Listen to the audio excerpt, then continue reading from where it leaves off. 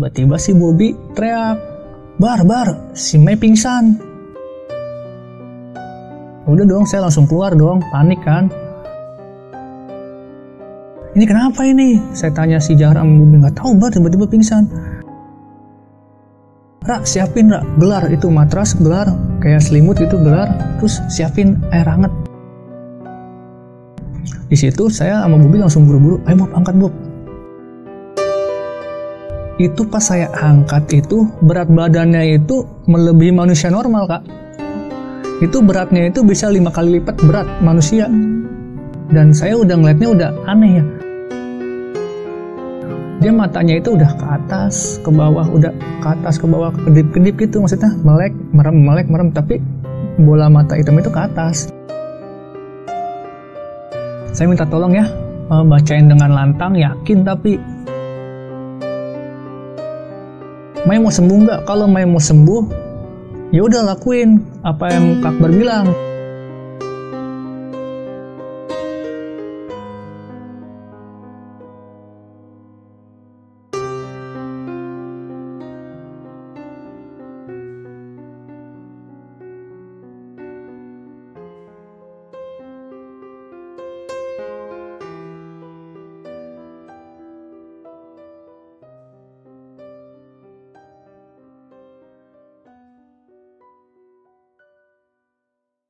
Assalamualaikum warahmatullahi wabarakatuh. Hai teman kisah, gue Rahel dan balik lagi di channel Kisah Pendaki. Hari ini gue kedatangan narasumber yang akan menceritakan kisah mistisnya selama di pendakian. Langsung aja kita sapa Bang Akbar. Halo Bang. Halo juga. Apa kabar? Alhamdulillah baik. Sehat terus ya Bang ya? Sehat dong pastinya harus. Harus banget ya, pasti. Bang, boleh perkenalan dulu nggak buat teman-teman kisah yang belum kenal sama Abang? Boleh.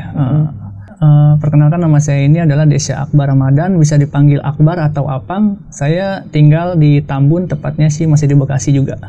Oke, Bang Akbar ada sosmed yang bisa dipromosiin nggak ke teman-teman kisah? Kalau sosmed ada ya, Instagram itu Desya Akbar _R. Kalau YouTube-nya itu sama ya dengan nama saya itu Desya Akbar. Oh berarti Bang Akbar ada YouTube-nya juga nih ya? Alhamdulillah ada. Kalau boleh tahu isinya tentang apa aja sih Bang? Kalau isinya itu lebih ke tentang pendakian ya, jadi full pendakian kita ibaratnya dokumentasi full pendakian itu, dan nanti di deskripsi grupnya itu ada keterangan kayak jam, waktu, harga, estimasi dan lain-lainnya kayak gitu sih. Menarik banget nih, boleh langsung aja dicek ke YouTube-nya Bang Akbar. Nah, Bang Akbar selama PPKM ini lagi ngelakuin kegiatan apa nih? Kalau selama PPKM karena kita nggak boleh beraktivitas ya, mungkin lebih ke promosi. Jadi saya itu kan punya peralatan sewa outdoor dan jasa open trip dan serkos. Jadi utamainnya itu sih untuk promosi aja buat bulan depannya atau Agustusnya kayak gitu. Boleh tahu sosmednya juga nggak Bang? Boleh. Kalau untuk jasa outdoor dan jasa tripnya itu sama ya, satu medsos juga. Itu namanya apang_adventure new. Itu aja sih. Nah, buat teman-teman kisah yang ada di Tambun dan lagi nyari perlengkapan outdoor, bisa langsung aja dicek ke Instagramnya Bang Akbar. Nah, Bang Akbar kali ini punya kisah apa nih buat diceritain di sini? Jadi saya ingin menceritakan satu kisah pendakian pada tahun 2019, tepatnya bulan Oktober, itu berada di Gunung Gede ya, via Putri. Saya mendaki 4 orang itu, cowok 2, cewek 2. Ada satu kejadian yang tidak mengenakan karena teman saya satu cewek mengalami kesurupan. Kesurupan Bang? Iya betul. Oh, ya ampun. Oke teman kisah, buat yang udah penasaran langsung aja kita dengerin kisahnya. Halo teman kisah, jika kalian mencari konveksi, di Tunas Clothing adalah pilihan yang tepat. Karena Tunas Clothing mempunyai pelayanan seperti pembuatan kemeja, seragam sekolah, jaket, hoodie, sweater, kaos sablon, goodie bag, dan lain-lainnya. Karena di Tunas Clothing dapat mengerjakan berbagai macam konveksi. Untuk lebih lengkapnya, teman kisah bisa langsung kunjungi di websitenya di www.konveksisablonbekasi.com.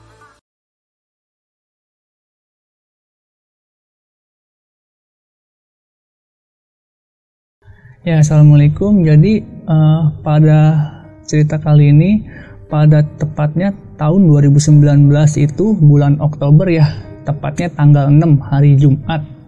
itu saya akan melaksanakan pendakian ke Gunung Gede via Putri bersama 4 teman saya. Sebut aja, yang laki namanya Bobby, yang cewek namanya Jara Amamai. Nah, itu kita melakukan pendakian itu dari base camp saya, dari rumah saya itu di Tambun, Bekasi. Nah, dari Tambun, Bekasi itu saya itu berangkat sekitar kalau nggak salah itu jam 10-an. Jam 10-an karena kita naik motornya nyantai karena bawa cewek juga kan ya. Nah, jadi sampai base camp itu agak lama sih, meleset dari waktu sekitar jam 3-an lah, jam 3-an subuh itu. Ya udahlah, akhirnya kita memutuskan untuk istirahat terlebih dahulu. Ya cuman saya nggak bisa tidur ya, karena emang udah kebiasaannya. Menjelang pagi itu ya biasa kita di base camp pesan makanan buat makan dulu. Cuman saya agak mengundur waktu itu pendakiannya itu nggak pagi ya, itu sekitar siangnya kalau nggak salah itu menjelang hampir jam 11 sih kita baru mulai trek itu, hampir jam 11 siang. Nah, di awal-awal pendakian sih ya, dari base camp sampai pos sampah tuh masih awal-awal sih masih aman, masih santai, masih irama pendakian juga masih ceria lah, ketawa-tawa ini gitu. Sampai pos 1 juga masih juga terbilang normal. Cuman ya namanya Mei ini baru pertama kali bener-bener naik gunung, yang bener-bener gunung. Karena sebelumnya ini dia cuma naik Gunung Batu yang di Jonggol, yang ketinggiannya 800 meter doang. Dan dia kan beberapa kali minta anterin dong kak ke Gunung Gede. Ya udah saya turutin. Ya gitulah, baru-baru mungkin kaget ya, napasnya terengah-engah kayak gitu. Ya sampai pos 2 masih aman, dan pos 3 juga masih ya kita break agak lama di sana, sejam lebih kita makan biasa. Nah, di pos 4 ini nih yang mulai ada mengalami bukan mengalami sih, maksudnya udah ada tanda-tanda nih pendakiannya agak kurang mengenakan lah kayak gitu. Jadi itu udah jatuhnya maghrib, udah jamnya maghrib. Saya memutuskan untuk berhenti di pos 4 itu untuk sholat maghrib terlebih dahulu. Nah, sebelum saya sholat itu kan ganti-gantian, jadi yang cowoknya dulu saya sama Bobby, baru yang ceweknya. Jadi sebelum sholat itu si Mai izin mau buang air kecil sebelum saya sholat. Kak, izin dong kak, mau buang air kecil, kata si Mai. Ya udah, situ izin tuh buang air kecilnya di bawah pohon, tapi izin jangan sembarangan atau baca doa, saya bilang gitu kan ya. Ya udah, saya sholat, terus habis itu gantian anak cewek sholat, itu belum ada apa-apa. Dan setelah selesai sholat, kami udah packing lagi, bergegas lagi mau lanjut jalan. Cuman pas lagi mau lanjut jalan, tiba-tiba si Mai bisikin saya ngomong begini, kak, tadi Mai ngelihat pas lagi kencing itu kayak banyak yang ngeliatin dari atas pohon. Ya karena saya berpikir positif, udahlah biarin, mungkin itu cuma halu kan ya, udah nggak apa-apa gitu. Terus tiba-tiba si Mai bilang lagi kayak gini, kak, Mai mau copot kacamata aja ya, kata dia begitu. Loh kenapa kok mau copot kacamata, nggak kelihatan kacamatanya, katanya. Lah bukannya pakai kacamatanya harusnya kelihatan, emang kelihatan kalau nggak pakai kacamata, saya bilang gitu. Udah pakai aja. Akhirnya tetap dipakai lah sama dia. Ya udah, kita tetap berangkat jalan malam tuh, ketemu malam kan. Nah, dari pos 4 menuju Surya Kencana kan ada tanjakan tuh, yang bener-bener tanjakan yang terakhir yang menuju Surya Kencana, itu yang tinggi itu kita belum sampai situ, masih setengah jalan lah, hampir yang ke tanjakan itu. Dan udah mendekati tanjakan itu kita break. Nah, ya udahlah, kita break, nggak ada yang ngobrol saking capeknya. Ya teman saya nih yang namanya Bobby emang tangannya agak iseng juga nih. Malam-malam dia nyalain senternya digini-giniin ke atas pohon. Saya baru mau tegur, akhirnya ditegur duluan sama Mai, kak jangan mainin senter, kata dia gitu. Saya sikut kan, Bob matiin senternya. Iya, dia gitu, sorry banget deh, kata dia gitu. Ya udah nggak apa-apa gitu. Ya udah, kita masih break. Pas kita mau break selesai, kita baru mau jalan, tiba-tiba ada pendaki dari bawah 2 orang. Cuman attitude-nya ini kurang nih. Dia mendaki malam-malam, teriak-teriakan, berdua hanya bawa senter 1, sedangkan temannya yang belakang ini nggak bawa senter. Dan temen yang di belakang ini beberapa kali jatuh karena benar-benar minim penerangan kayak gitu. Akhirnya saya tegur lah, eling atuh ini malam. Saya malah diledek-ledekin kayak gitu. Akhirnya abis saya tegur kayak gitu, si Mai tuh kesel, dia kayak marah-marah sendiri gitu. Kayak marah-marah misalnya kayak gini udah malam gini-gini bercanda kayak gitu. Saya anggap adalah biarin, mungkin si Mai juga capek ditambah kesel kan ya. Ya udah, akhirnya 2 pendaki itu udah nggak kelihatan Kak. Udah nggak kelihatan. Ya emang karena dia cepet juga kan lari. Cuman yang saya heran itu emang itu pendaki entah dari mana nggak bawa carrier sih, cuman jalan aja malam-malam itu 2 orang itu. Akhirnya kita sampai di Surya Kencana itu kalau nggak salah itu jam 8 malam. Akhirnya kita nyari spot, memutuskan untuk niatnya ngecamp di deket pintu masuk yang mau ke puncak Surken Barat. Tapi berhubung saya ngelihat Mai dan si Zahra ini udah capek banget mukanya, akhirnya saya memutuskan sebelum pintu puncak yang sebelum warung, saya bikin tenda di dekat-dekat pohon-pohonan kayak gitu.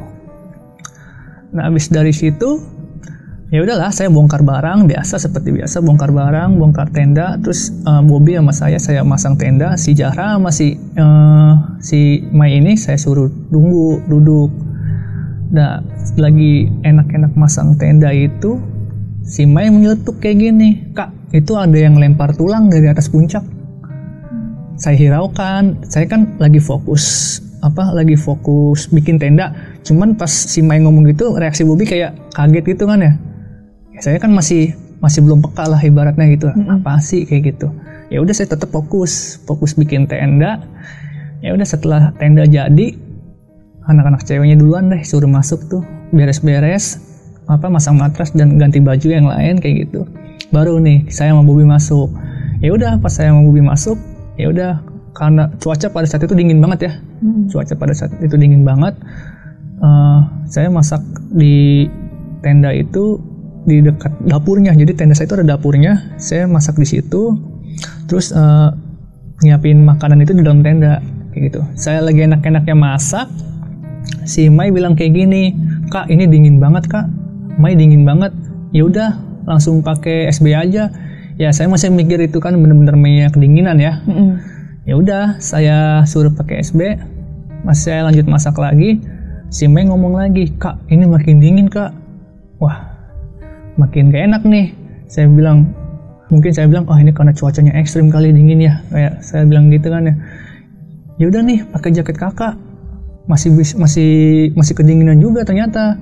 Saya kasih blanket, saya pakai blanket, suruh si Zahra pakai blanket. Udah pakai blanket, pakai SB, pakai jaket, udah pada pakai kaos kaki sama sarung tangan. Dia tiba-tiba ini izin ke saya, "Kak, Mai mau buang air besar dong." Kayak gitu. Ya udah, akhirnya saya tugasin tuh Bang Bobby sama Bang Zahra. Saya bilang, "Bob, anterin di sono buang air kecil, gue masih masak." Saya bilang gitu kan ya, gue masih masak. Ya udah, saya masih lanjut masak, masih nggak mikir apa-apa dong. Nah, setelah mereka bertiga keluar, itu belum lama, jaraknya paling ya deket lah gitu, masih di luar tenda deket lah. Tiba-tiba si Bobby teriak, Bar, si Mai pingsan." Lah saya langsung, pingsan kenapa? Lah nggak tahu, ini tiba-tiba pingsan, jatuh deh. Udah dong, saya langsung keluar dong, panik kan. Wah iya benar, ternyata pingsan. Ini kenapa ini? Saya tanya si Zahra sama Bobby, nggak tahu Bar, tiba-tiba pingsan. Ya udah, siapin gelar itu matras, gelar kayak selimut gitu, gelar. Terus siapin air hangat sama peralatan yang lain lah gitu, kayak gitu ya. Ya udah, di situ saya sama Bobby langsung buru-buru, "Ayo Bob, angkat Bob." Nah pas saya mau ngangkat, ini sih seharusnya saya peka ya di sini ya. Ini kalau nalarnya manusia, apalagi cewek, ya kan? Itu pas saya angkat itu berat badannya itu melebihi manusia normal, Kak. Itu beratnya itu bisa 5 kali lipat berat manusia. Itu padahal teman saya itu Bang Bobby itu badannya besar banget, tinggi. Saya ngangkat berdua itu nggak kuat. Sampai akhirnya saya bilang, "Bob, nggak kuat ini Bob, gimana ya? Udahlah, lu angkat tangan, pegang tangannya saya pegang kakinya. Saya bilang gitu, udah ya kita seret masukin dalam tenda, yang penting masukin tenda dulu. Ya udah saya seret tuh, masukin tenda. Itu saya sempat bercanda-canda juga. Lu berat juga ya Bob ya, saya sempat bercanda juga kayak gitu. Udah Bar, masukin Bar. Ya udah saya masukin. Udah saya lapisin itu sampai SB 2, jaket 2, terus blanket segala macem. Terus udah pakai kaos kaki, udah pakai sarung tangan, masih kedinginan juga. Dan saya udah ngeliatnya udah aneh ya. Dia matanya itu udah ke atas, ke bawah, udah ke atas, ke bawah, kedip-kedip gitu. Maksudnya melek, merem. Tapi bola mata hitam itu ke atas. Saya bilang, waduh ini jangan-jangan hipo Bob. Saya bilang kayak gitu kan ya. Ya udah gini aja. Lu masak air gitu. Masak air, terus lu siapin keluarin tuh kayak selampe atau lap-lap buat ngelap si Mai, nanti kita kompres jari-jari kakinya, jari-jari tangan sama kuping kayak gitu kan ya. Akhirnya pas Bobby lagi masak, saya buka tuh mulutnya, takutnya lidahnya ngelipet kan ya. Emang agak masuk ke dalam kan gitu. Saya tarik, saya tahan pakai sendok. Ya udah, saya kasih minyak kayu putih. Terus kata dia sempat bilang, sesak nggak? Dia cuma ngangguk, sesak gitu. Ya udah saya kasih inhaler kan. Saya semprotin inhaler. Kok masih dingin gitu. Saya pegang pipinya, ini kok dingin banget gitu ya. Saya masih makin ngeri dong, makin ngeri hipo. Ya udah, pas air panasnya matang nih, masak, saya kompres nih. Bobby kompres dari kaki, saya kompres pakai jari-jarinya, saya kompres sampai ke kuping-kuping kan, yang pokoknya yang saraf-saraf dingin lah. Saya kompres sampai berkali-kali, ada itu bisa sampai 5 kali lebih. Loh kok ini nggak turun-turun dinginnya gitu, masih dingin aja. Saya bingung dong, kayaknya ini nggak sesuai nalar dalam hati saya gitu. Akhirnya mereka, si Bobby sama si Jara juga udah bingung kan ya, ini gimana ini Bar, ini gimana. Saya langsung peka, ini kayaknya ada yang nggak beres nih. Nah, tiba-tiba saya nggak tahu pikiran dari mana, saya bisikin itu ke kupingnya Mai. Saya bilang begini, tolong dong, saya pengen tahu kalau misalnya yang di dalam tubuh ini Mai atau bukan, lalu ini siapa? Saya bilang gitu. Di situ tiba-tiba kami bertiga merinding. Soalnya kenapa? Si Mai senyum, matanya melek biasa normal. Kita langsung tengok-tengokan gitu, tengok-tengokan satu sama lain. Wah nggak beres nih dalam hati saya. Ini mah kesurupan Bob. Saya bisikin kayak gitu ke Bobby. Terus gimana Bar? Ya udah kita yasinin, kita bacain aja sebisa kita gitu ya. Ya udah saya udah baca ayat kursi, Al-Ikhlas, Al-Falaq, Anas kayak gitu kita bacain. Wah ini kok bandel banget ya, kata saya. Itu nggak keluar-keluar, masih nggak sadar-sadar. Habis senyum matanya melek itu kembali lagi normal lagi. Matanya itu udah ke atas naik lagi gitu. Kayak gitu. Kok ngeselin, kata saya. Ini kok ngeselin banget ini, nggak sadar-sadar juga. Nah akhirnya saya inisiatif buat manggil tenda yang di sebelah. Tenda orang saya itu nggak kenal pada saat itu. Saya panggil bang, saya panggil gitu. Ya bang, ada apa bang? Bang bisa kesini bentar nggak? Akhirnya datang tuh 3 orang. Mereka berempat tapi datang 3 orang. Saya keluar ke tenda. Saya bisikin gini, bang. Sebelumnya juga dia tahu karena ini hipo, dia sempat ngasih ini sih air panas juga buat ngompres. Nah akhirnya dia bilang, bang kayaknya ini saya bilang ke dia nih, kayaknya ini bukan hipo deh bang. Saya bilang kayak gitu. Ini kayak kesurupan bang, bisa minta tolong bantuin nggak? Kita bacain lah bareng-bareng. Saya bilang gitu, minta tolong. Alhamdulillahnya dia mau mau nolongin saya nih. Dia mau nolongin saya. Ya udah akhirnya pada baris lah, mereka bertiga pada baris, si Jara di sini sama Bobby. Saya minta tolong ya, bacain dengan lantang, yakin tapi kata saya bilang ke mereka begitu kan. Ya udah nih, kita coba nih percobaan yang pertama, kita bacain bareng-bareng. Nah, bener tuh pas kita bacain lumayan lama, si Mai bangun tiba-tiba. Bangun, duduk begini, terus dia muntah. Muntah. Saya pikir alhamdulillah akhirnya keluar juga. Ya saya pikir ya udah, mungkin ini udah selesai gitu ya. Abis muntah, jatuh lagi, pingsan lagi. Aku pingsan lagi, kata saya. Terus udah pada tengok-tengokan juga, bingung gak pingsan lagi. Terus yang tenda sebelah ini, sebut aja namanya Bang Fikri. dia ngecek ke kakinya, ditekan sama dia, bang ini kakinya keras loh bang, ini berarti dari belakang tenda semua banyak bang yang nyerang, kata dia gitu ya, kata dia begitu. Ya udah bang, kita coba lagi yuk, kita baca lagi yuk, kita coba baca, tolong yang lantang tapi yakin, saya bilang gitu, nggak apa-apa kerasin aja, saya bilang gitu ya. Nah yang kedua ini nih yang aneh, pas kita lagi bacain, dia itu sebenarnya kita baca ayat-ayat suci ya, mulutnya itu ngikut baca kak. Misalnya kita baca Al-Fatihah, dia ikut baca Al-Fatihah. Tapi yang anehnya, kalau misalnya saya tanya lagi ke kuping, saya mau tahu dong, ini siapa sih sebenarnya? Dia langsung diem, terus buang muka, nggak ngeliat saya. Kayak gitu. Tapi kalau saya diemin lagi, dia ngikut baca lagi. Dan selama dia kesurupan itu, dia selalu nyebutin nama saya kayak gini. Kak, udah buruan itu makanannya dimakan. Kak, udah buruan itu makanan dimakan. Tapi matanya nggak nengok ke saya. Kayak gitu. Akhirnya, pas yang kedua ini masih nggak mempan juga.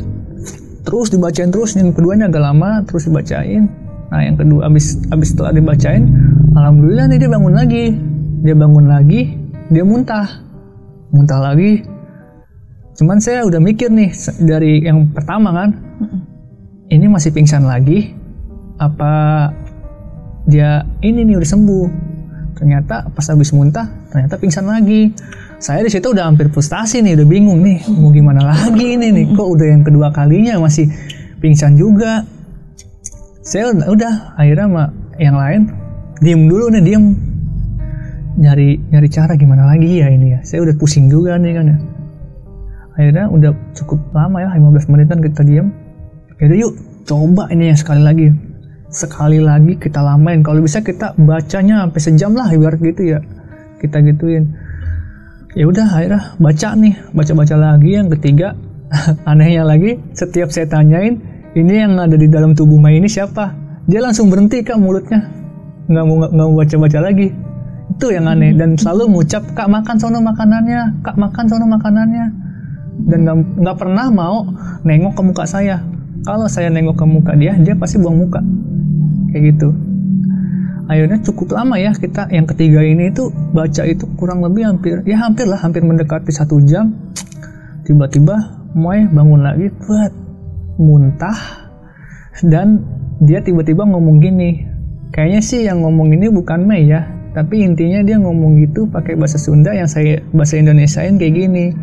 Dia langsung marah-marah sendiri ngomong begini, saya tahu kalian adalah pendaki yang berasal dari daerah sini, tapi tolong hargain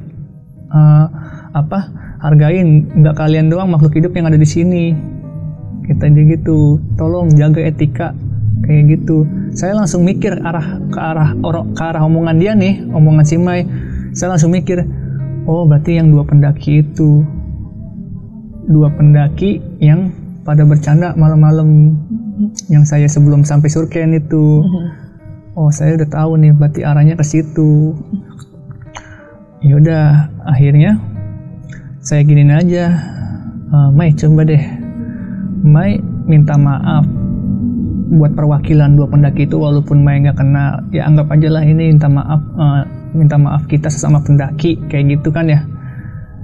Si Mai nolak, nggak mau kak, emang saya Mai salah apa? Kan Mai nggak salah apa-apa, kata Mai gitu. Saya bingung dong, aduh anak ini juga ngeyel gitu ya. Jadi ibaratnya tuh Mai tuh kayak dibuat perantara, kesurupan tuh kayak dibuat perantara doang buat nyampein kayak gitu. Ya udah akhirnya mau nggak mau saya bentak Mai-nya, Mai mau sembuh nggak? Kalau Mai mau sembuh ya udah lakuin apa yang Kak Akbar bilang kayak gitu.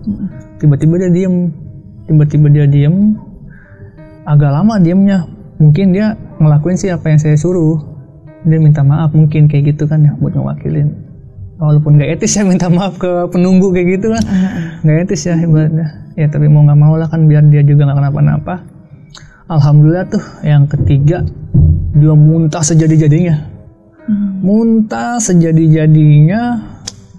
dan tiba-tiba kayak sadar gitu, dia normal, nggak dingin lagi. Terus malah kita yang ini aja udah pada lemes, udah pada capek, dia kayak nggak ada capek sama sekali. udah normal aja, seneng gitu, udah Kak gini gitu, kayak seneng, tadi ada apa gini bilang kayak gitu. Saya bilang lah ya udahlah biarin lah kata itu. Mei nggak dingin? Enggak Kak, nggak dingin, kata dia gitu. Oh ya udah makan situ, sempat tuh makan beberapa suap makan. Ya udah Mei tidur ya, saya bilang gitu. Itu udah malam kan, katanya besok mau summit, saya gituin. Ya udah saya pada tidur. Baru yang ceweknya si Zahra udah pada tidur, si Bobby udah pada tidur, saya tidur belakangan kan. Baru saya mau tidur, tiba-tiba si Mei ngelantur lagi ngomongnya. Ini siapa sih rame-rame berisik banget di belakang tenda. Saya udah ketakutan dong, aduh jangan-jangan nih mau masuk lagi kayak gitu. Akhirnya saya bilang ke Mei, udah tidur, itu mah halu, udah tidur. Saya gituin ya, ternyata saya yang ketiduran. Tiba-tiba ya udah pagi aja. Pas saya bangun pagi saya panik langsung. Yang saya lihat itu Mei. Ternyata mereka, si Mei sama si Zahra ini udah nggak ada. Adanya saya sama Bobby. Ternyata nggak lama kemudian datang si Mei sama si Zahra habis buang air kecil. Oh ternyata alhamdulillah normal, nggak ada kejadian apa-apa. Nah pada pagi itu ternyata emang di Surya Kencana itu ternyata benar-benar lagi kemarau parah ya, dingin banget. Itu pas saya ngeliat tenda, ternyata tenda itu udah es, bener-bener lagi es. Itu sampai bisa dipegang gini esnya, kayak gitu. Ya udah, akhirnya si Mai tetap mau puncak katanya. Kak, aku mau puncak dong katanya dia gitu. Emang yakin udah kuat kok. Ya udah, kata saya. Tapi kalau nggak kuat jangan dipaksain ya. Saya bilang gitu kan. Ya udah dia muncak. Yang normalnya kita muncak biasanya mah biasanya kalau saya mah setengah jam, ya sama si Mei itu 1,5 jam. nemenin dia muncak, ya nggak apa-apa lah, yang penting dia seneng. Kayak gitu. Nah abis dari situ ya udahlah, kita masak turun dari puncak, habis foto di puncak kita turun masak makan normal. Ya udah pulang normal lagi. Kayak gitu sih. Ya palingnya yang kalau bisa saya tangkap sih, ini sih kayak ibaratnya setan salah masuk lah. Tapi ada maksud. Ada maksudnya, itu dia pengen nyampein mungkin karena etikanya dua orang itu yang enggak sopan mungkin ya. Sama mungkin ya salah satu teman kita yang namanya Bobby itu emangnya juga nakal sih, yang nyenter-nyenterin pohon ke atas itu mungkin karena dua akibat itu. Kayak gitu sih Kak ceritanya Kak. Itu kan dari cerita lo tadi ya Bang ya. Gue kayak ada beberapa pertanyaan yang pengen disampaikan. Yang pertama itu kan waktu Mai kedinginan, itu kan lo akhirnya berkesimpulan kalau Mai ini kena hipo ya. Dan setelahnya itu kan akhirnya beda lagi. Nah itu ada tanda-tanda apa sih yang akhirnya lo temukan dan lo akhirnya menyadari kalau dia itu bukan sekedar hipo? Jadi pas saya sadarinya itu, saya mikirnya begini, ini saya udah ngelakuin sesuai prosedur penanganan hipo nih. Sampai malah udah ngelebihin kayak SB udah beberapa lapis, blanket segala macam, ini udah nggak nalar gitu. Dan udah saya cek sampai ke lidahnya saya tarik kan udah sampai minyak kayak putih, segala macam dikompres gitu. Ini saya udah lakuin sesuai prosedur kan. Tapi kok masih nggak sembuh-sembuh juga nih, aneh dong. Saya mikirnya ke situ, itu aneh banget kan. Akhirnya pas saya iseng gitu kan, saya tanyain siapa kalau misalnya di sini bukan Mei, siapa yang ada dalam tubuh ini? Itu dia senyum, matanya melek ke kami. Ya kami kaget lah, langsung merinding di situ, saling tengok menengok kayak gitu Kak. Berarti sebelumnya Mei juga ada ini ya, udah ada pengalaman, ada kejadian ini juga atau gimana tuh? Nah, di sini ternyata si Mei ini punya riwayat kesurupan, dan ternyata itu dia juga anak indigo. Jadi sebenarnya dia udah bilang kalau dia punya riwayat kesurupan itu sebelum berangkat di rumah saya. Cuman pada saat itu saya lagi fokus packing, saya nggak dengar. Yang dengar itu si Bobby sama si Zahra. Cuman si Bobby sama Zahra itu nggak nyampein lagi ke saya sampai bener-bener trek pendakian. kayak gitu Kak. Jadinya saya nggak tahu, makanya saya kebanyakan nggak peka di situ, dan Bobby juga kebanyakan diem, nggak mau cerita kayak gitu. Oke.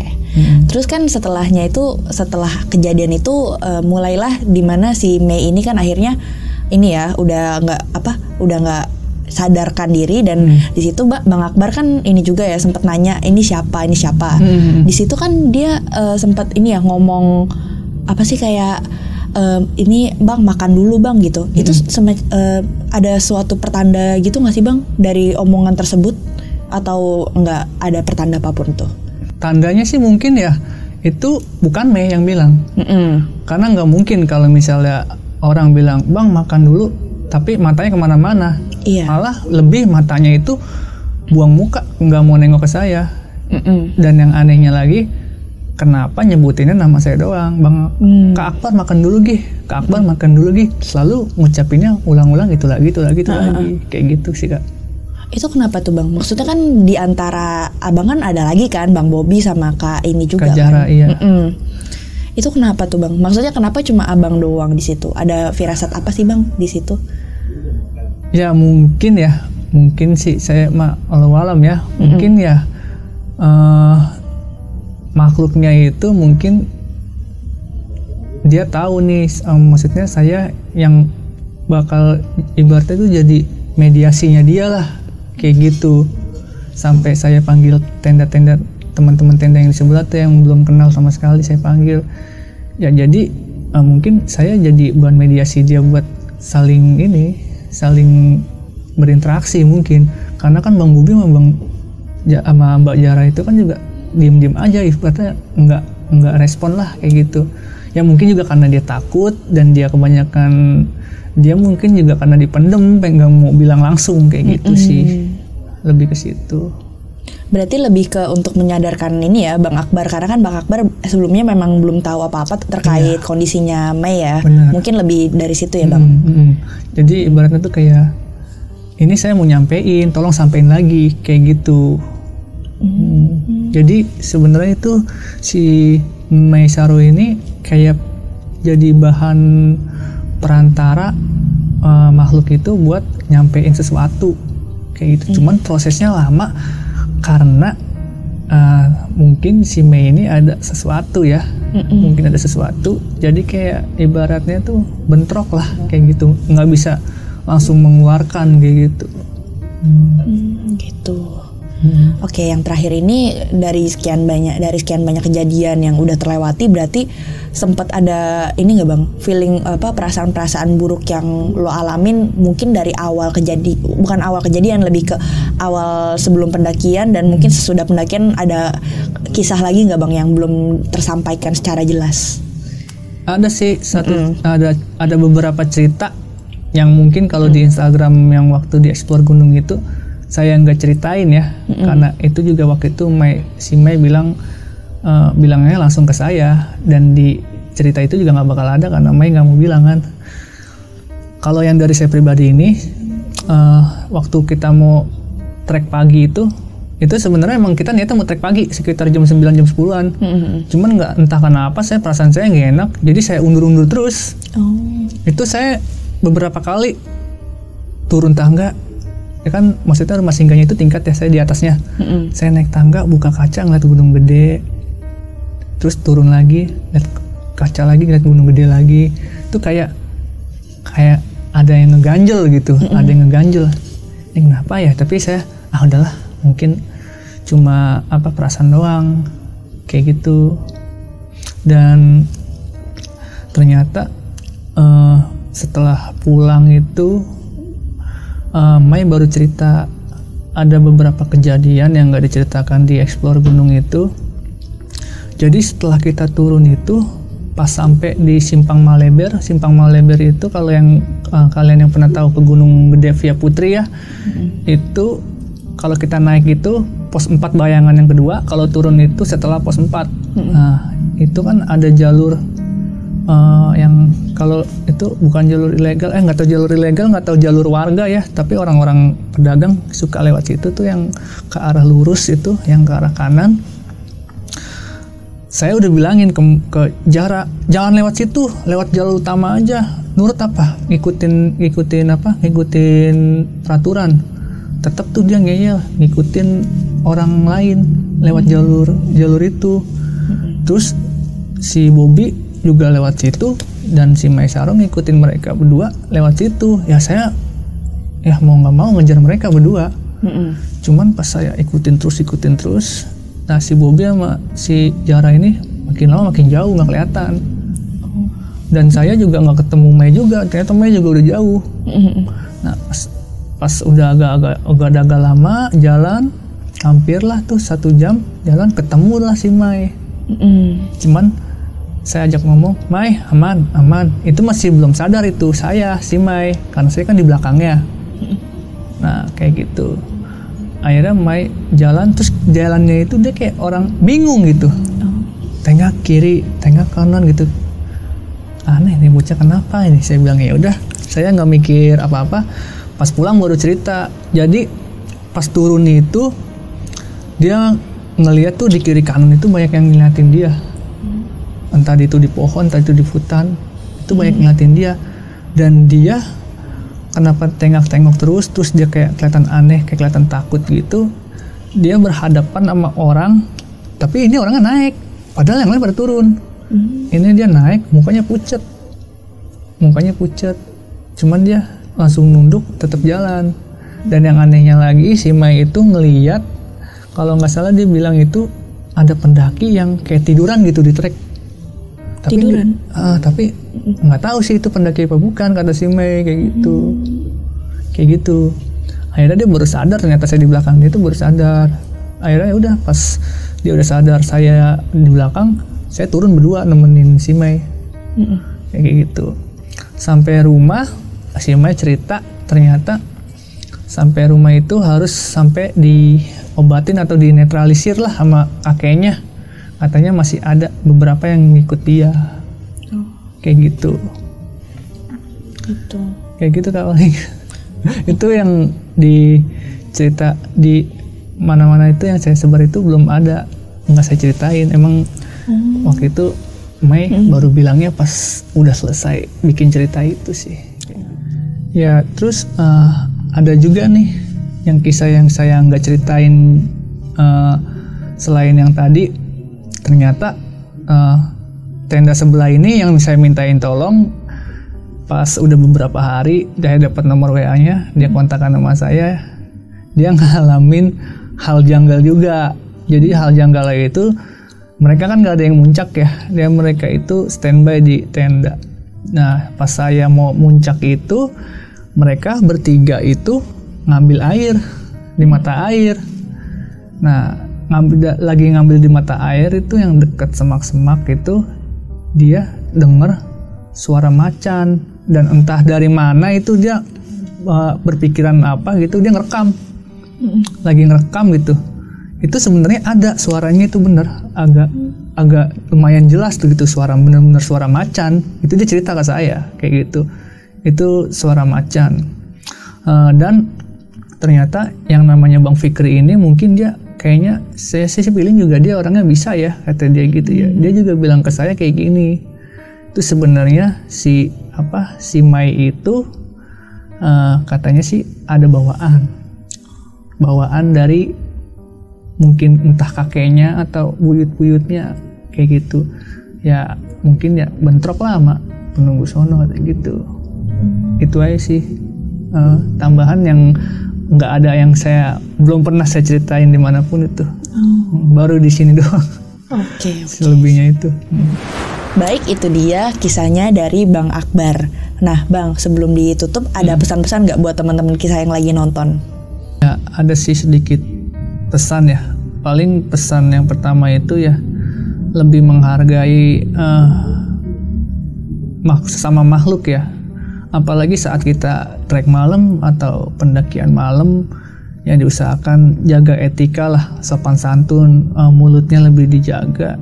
Kalau bisa jangan teriak-teriakan atau bercanda lah, kayak yang tadi saya ceritain itu, yang pendaki 2 orang itu kan keterlaluan lah ibaratnya.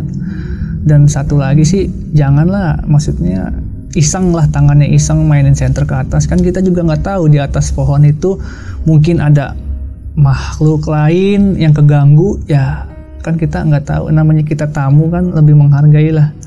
Yang namanya tamu kan nggak mau kan, ibaratnya ada orang yang asal nyelonong kayak gitu aja sih paling. Teman kisah, itu dia kisahnya dari Bang Akbar.